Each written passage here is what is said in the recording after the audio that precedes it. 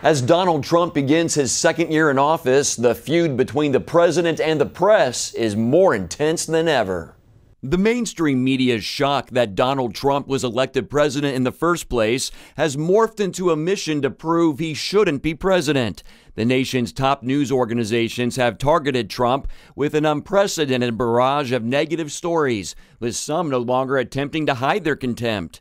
Veteran journalist and media critic Howard Kurtz, host of the Fox News program Media Buzz, says journalists have abandoned any semblance of fairness out of a heavy conviction that they must save the country from Donald Trump. Kurtz writes about it in a new book, Media Madness: Donald Trump, the Press, and the War Over the Truth. Mark Martin, CBN News. Well, Howard Kurtz is with us now from our news bureau in Washington. And Howard, welcome to the 700 Club. Glad to have you with us. Thank you, Pat. Have you ever seen any president of the United States in the recent decades have the abuse that Donald Trump is getting from the media? None of us have ever seen anything like this. And as I went behind the scenes to find out what journalists were saying privately about President Trump, one New York Times reporter, for example, calling him a racist and a fascist. Other commentators, liberal commentators on the air saying he's unhinged, he's lost it, he's unfit, he's incompetent. And by the way, he's a dictator as well.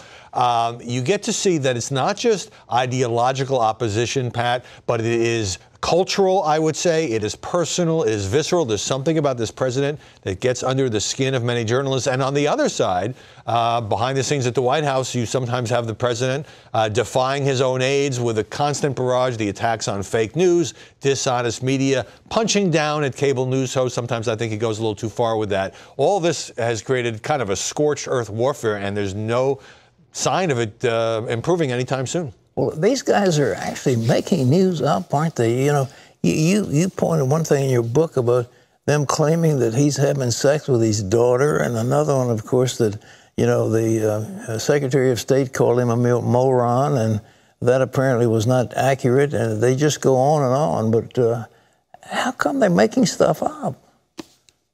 Well, the thing about the president, you know, this outrageous claim about having sex with his daughter, it was a joke on Twitter, but at the same time, Sean Spicer, then the press secretary, called a magazine that employed the woman who made this joke and said, I assume you're going to fire her. And of course, the Atlantic did not fire her, thought she needed a second chance.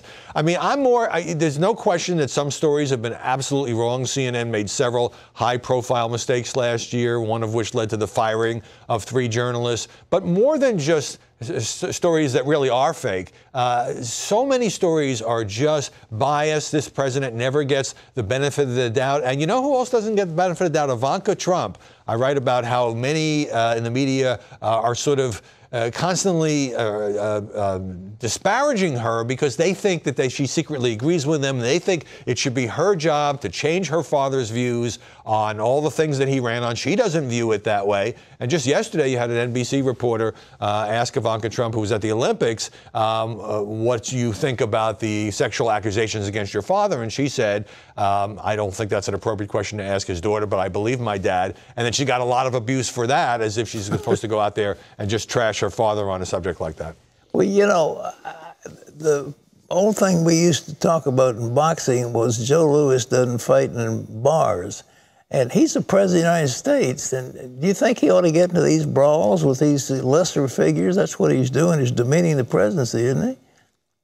Well, I think that the president has every right to push back against what he sees as unfair coverage. Certainly, the thin-skinned people in my business are not accustomed to that. But there is no question, Pat, that there are times when he's tweeting about, you know, Mika Brzezinski's looks, the MSNBC co-anchor with Joe Scarborough, the feuds that he gets into. Now, sometimes I report in Media Madness he does this deliberately to sort of deflect attention from something else, to change the subject. The guy is sort of a master TV programmer, as you know. But I also think some of it is sort of below his pay grade, shall we say. And also, you know, I've heard you speak out again this morning on the, you know, reasonable gun control measures in the wake of these mass shootings. The press has not given this president much credit for the fact that here's a Republican president strongly backed by the NRA who has seized this issue, who is making a bunch of recommendations, who is taking on his own party in certain ways. He held those extraordinary televised meetings. And if it wasn't for this animosity, people would say, well, you know, the president at least deserves credit for putting this at the top of the national agenda. I'm seeing very little of that.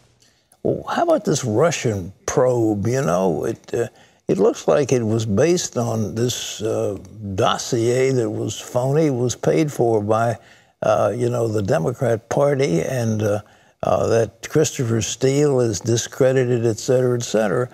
And yet everybody's playing that up, that this is going to be the defining moment in the president's tenure, and is going to get him impeached. What do you think?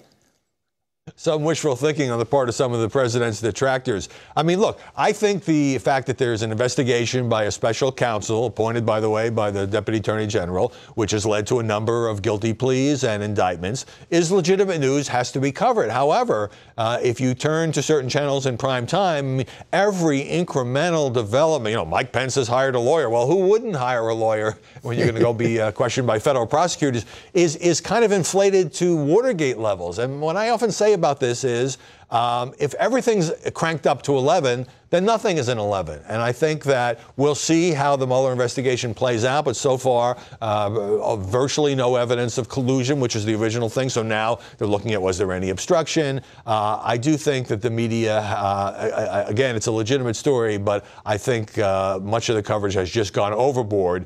And we'll see again how it turns out. Howard, really at the guts of it, why do you think they hate him so badly?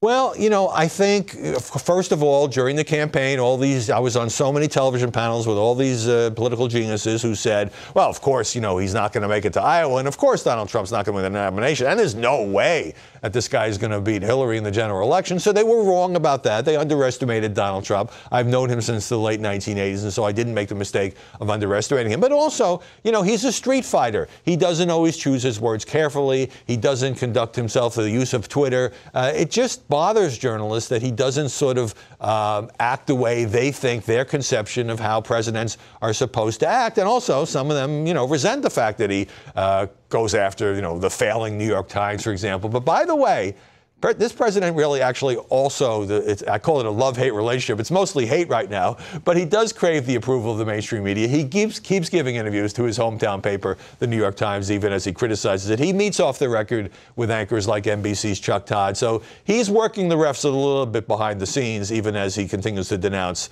what he sees as unfair coverage.